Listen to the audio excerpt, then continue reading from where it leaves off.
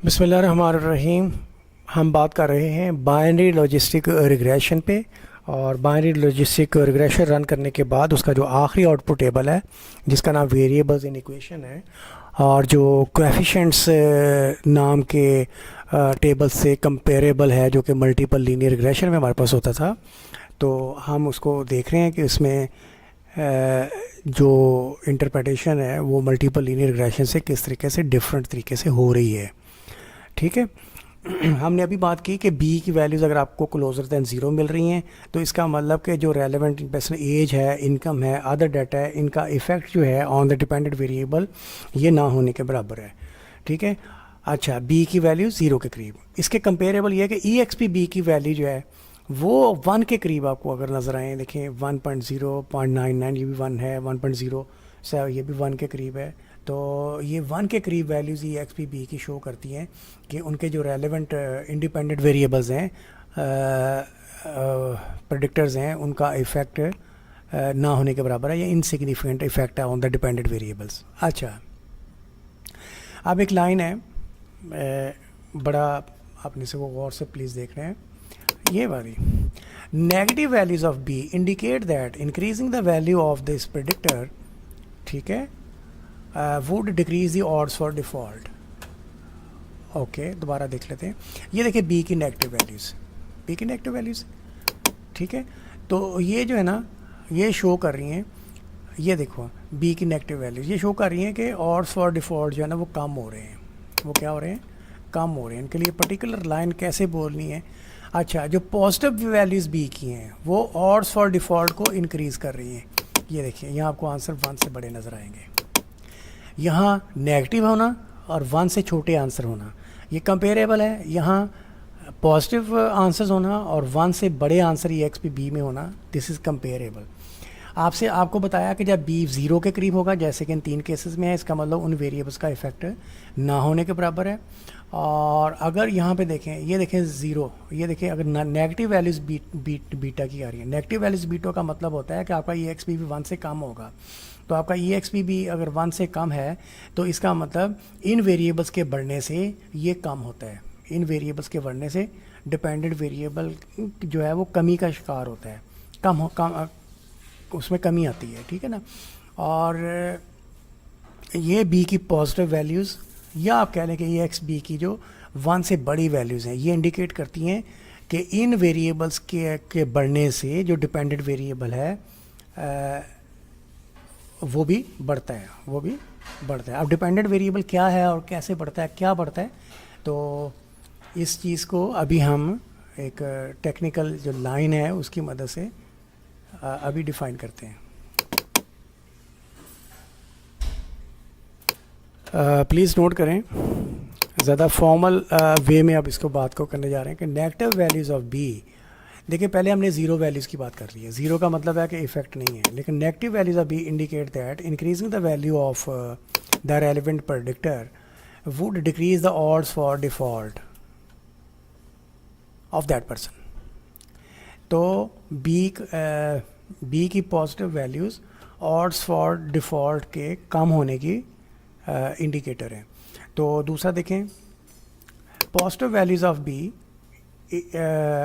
indicate that increasing value of the relevant predictor in a person increases his or her odds for default। तो odds for default जो है, या आप इंटरेक्टली कह लें कि probability जो डिफ़ॉल्ट करने की है, positive values of B show करती हैं कि वो बढ़ रही है, और नेगेटिव वैल्यूज़ ऑफ बी जो है वो शो करती हैं कि odds for default यानी ऑड होने की जो probability है वो कम हो रही है। ठीक है, ये मोस्ट वैल्यूएबल कमेंट है। ये था बी की टर्म्स में। अब हम ई एक्स पी बी की टर्म्स में इसी के ऊपर दोबारा बात करते हैं जी। अब हम देखते हैं, कंसीक्वेंटली कह रहे हैं values of E X P closer to one E X P B और क्लोजर टू ज़ीरो बी। ठीक है ना। ई एक्स पी बी अगर क्लोजर टू वन हो तो इसका मतलब है इनसिग्निफिकेंट इफेक्ट है उसके रेलेवेंट प्रेडिक्टर का, लेकिन values of E X P B less than one refers to the decrease in the odds for default. तो अगर वो प्रेडिक्टर जिनके लिए ई एक्स पी बी की वैल्यूज़ वन से कम है, लेस देन वन, देखिए लिखा हुआ है लेस देन वन, तो वो रिफ़र करती हैं, लेस देन वन रिफ़र करती हैं to a decrease in the odd for default. ठीक है। 1 से छोटी वैल्यूज़ ऑड्स फॉर डिफ़ॉल्ट की कमी की बात, यानी प्रोबेबिलिटी ऑफ डिफ़ॉल्ट की कमी की बात करती हैं। तो जो EXP वैल्यू ग्रेटर देन 1 है वो they refers to increase in the odds of default. ठीक है, सो अब हम फर्दन जो है ना ये हाइपोथेसिस भी इसके ऊपर टेस्ट कर सकते हैं, क्योंकि हमें पता है कि जितने P वैल्यूज़ दी हुई हैं उतने ही हाइपोथेसिस टेस्ट हुए हैं। तो एज के सामने दिया हुआ है तो beta is equal to 0, H1 beta as not equal to 0। इसमें फ़िलासफ़ी ये है कि आपको पता है H not always refers to no effect, इसके में बात करते रहें पहले। तो P वैल्यू आपको पता है एज के सामने 0.052 लिखी हुई है, नॉट लेस देन अल्फ़ा। इसका मतलब ये होगा कि we are not going to reject H not, इसको हमने रिजेक्ट नहीं करना, इस पर हम बिलीव करेंगे। इसका मतलब एज का जो इफेक्ट है that is not significant on the odds of default. ठीक है, डिफ़ॉल्ट होने ना होने का एज से कोई ताल्लुक नहीं है।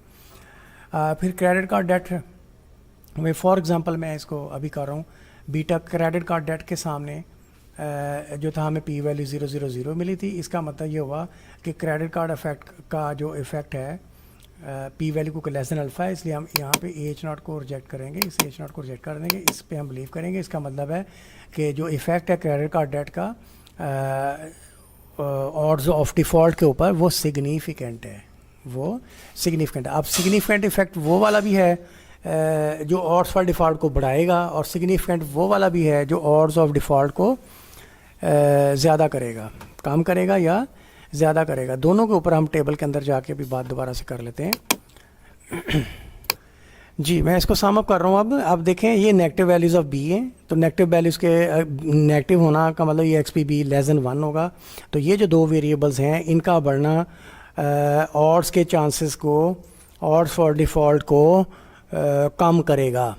ठीक है, और इसके पैरेलल ये आपके पास ये दो वेरिएबल्स हैं, ये दो वेरिएबल क्रेडिट कार्ड डेट और अदर डेट, ये दो वेरिएबल्स ऐसे हैं जिनके लिए B की वैल्यू पॉजिटिव है लेकिन EXPB की वैल्यू 1 से बड़ी है। तो 1 से बड़ी वैल्यूज़ वाली EXPB की वैल्यूज़ वाले जो प्रेडिक्टर्स होते हैं उनका जो इफ़ेक्ट है उनके यानी कि बढ़ने से, इन दो वेरिएबल्स के बढ़ने से, ये वाला क्रेडिट कार्ड डेट और अदर डेट, इनके बढ़ने से जो ऑड्स फॉर डिफ़ॉल्ट हैं वो भी बढ़ते हैं। अब कैलकुलेटिंग इसको एक कैलकुलेटेड वे में किस तरह से बोल रहे हैं कि कितना बढ़ते हैं, उस पर हम अभी आखिरी वाली ये बात करेंगे, उसके बाद हम इसको क्लोज़ कर देंगे।